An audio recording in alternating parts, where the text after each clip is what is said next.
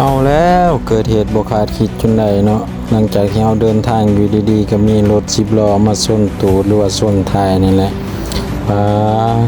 ลงมาเบิ่งในตอนนี้จังหวะนี้เป็นแนวใดตกใจในยานนำหน้ามาเบิ่งแต่ท้ายรถเฮายุบไปเลยไฟท้ายก็แตกสิไปต่อได้อยู่บ่เนาะมื้อนี้เขาให้หลบก่อนเนาะเหม็นเลยมันเบรกจนเหม็นนะตายแล้ว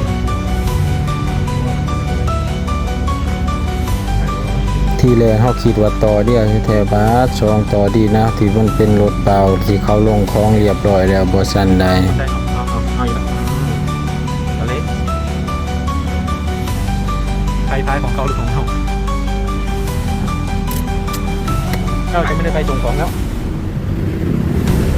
หลังจากนี้เฮาก็ลงมาเบิ่งรถเฮาว่ามันเป็นจะได้ในสภาพหนักบ่หรือว่าไปต่อบ่ได้พวกเฮาจอดรถแล้วก็ย่างไปคุยกับเพื่อนแล้วก็ไปเบิ่งสภาพรถเพิ่นนำว่าเป็นจังได๋แน่เพิ่นก็เลยคุยกันแล้วก็โทรหาประกันหั่นล่ะหน้าที่ขับรถ10 ล้อเพิ่นบอกว่ายังดีนะที่เฮาลงทรายแล้วก็บ่อาการหนักกว่านี้ของเพิ่นก็ยกคือกันทั้งหน้าแล้วก็ไฟหักอันนึง